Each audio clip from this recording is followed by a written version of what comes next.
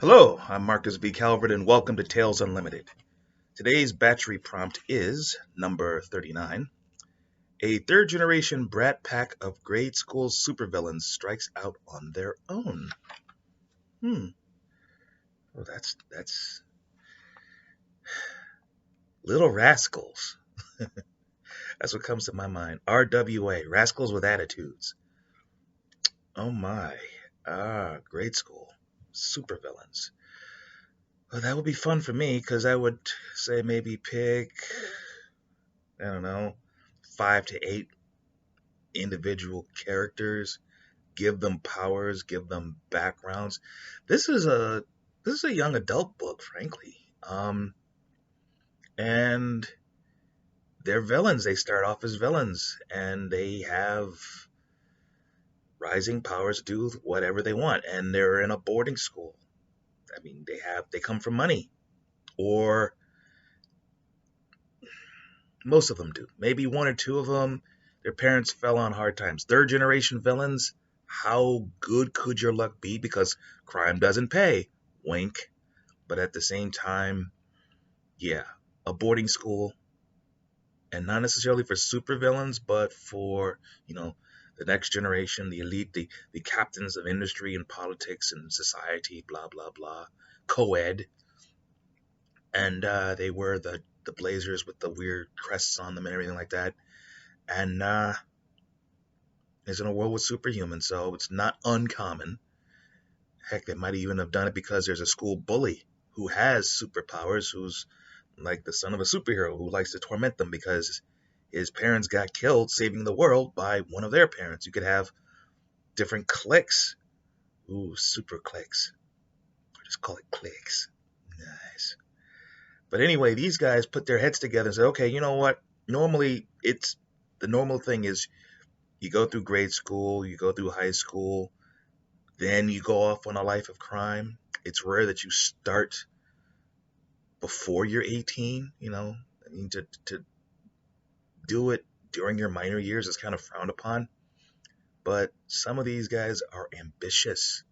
You may even have a kid in the mix who has the genius, young, like a criminal prodigy. It's like, I've studied all of my grandfather's, my father's schemes, grandmother's, mother's, and mother's schemes, because I'm like a ninth generation super genius. And I want to take over the world while I can still go to juvie if I'm caught. Dr. Evil, finger to the mouth thing. I just can't do it justice, so I'm not going to bother trying. And then they put their heads together. And how would the story go? Well, if it's a short story, I would simply say this is the first meeting of blah, blah, blah, and end it. And there's an outside member. I mean, okay, one of them's he or she is in the clique, but different. Like, decides to be the black sheep of the family, decides to maybe even stop them eventually. And that's the story. It's like, okay, yes, we're going to put our heads together. All those in favor, ha! But one of them is a heavyweight psychic and simply says, okay, we're going to fight crime. No, we're not. Yes, we are. Yes, we are. And plays with their heads like a heavyweight psychic, or has powers of persuasion or something like that, and turns them into heroes at the last second at the end. But in terms of a book or a larger story, a movie, they're villains. They're getting their feet wet. They try lesser crimes. They build up to something big, only to realize that someone has beaten them to this master scheme. They have a scheme to take over the world, and they're just about to do it when they realize someone else is about to do something along those lines. But on top of that, they have a WMD, and it's ticking, and it's going to destroy the world, and they end up having to save the world from somebody else's scheme that's based on their scheme, which is just infuriating to this mad genius kid. I mean, he is the nicest, sweetest dude unless you mess with it. You step into his lane. He is crazy. He just goes nuts. He snaps his fingers and weapons start popping out of thin air. It's like, I'm calling in my seventh dimensional arsenal. You're dead, mate. Seventh dimensional arsenal. What are you doing with weapons? Oh, this is crap that I built when I was 4. You're dead. I mean, stuff like that. Oh, that's just off the top of my head. barely awake. I mean, I literally opened my eyes 10 minutes ago. Imagine what I could do with breakfast. Oh well.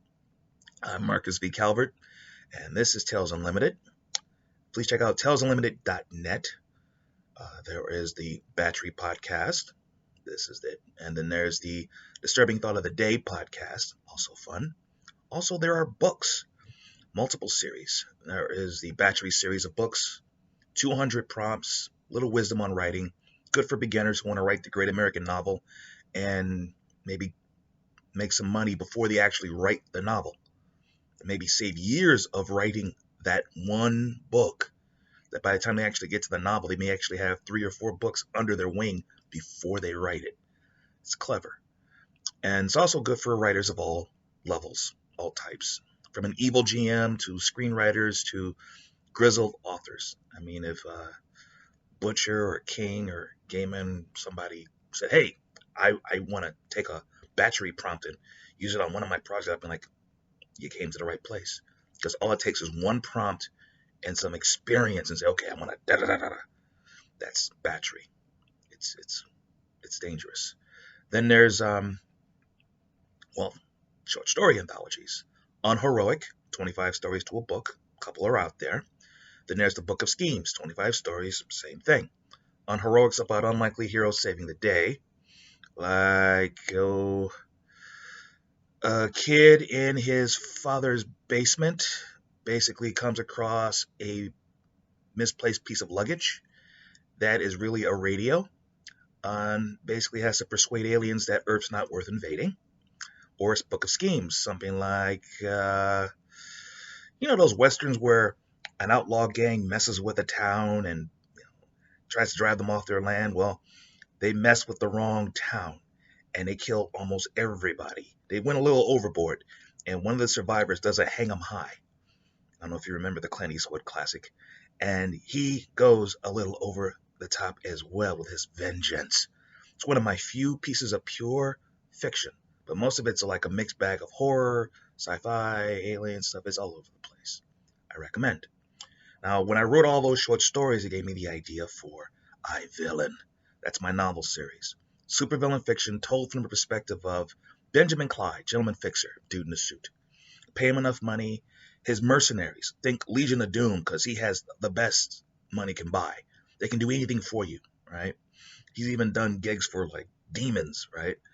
And then one evening, he loses his empire and he's forced to fight crime. They tell him, okay, skip a day, you die. Leave town, you die. Anyone helps you, they die. Bookies say you won't last a week. Best of luck. 6 months later, second cover of the series, he's taking a selfie as he levels a city block. Third book in the series, a year later, he's disarming a car bomb with his teeth. Why is he not dead yet? Well, if you like how I think, maybe you like how I write. I'm Marcus V. Calvert, Tales Unlimited. Till next time.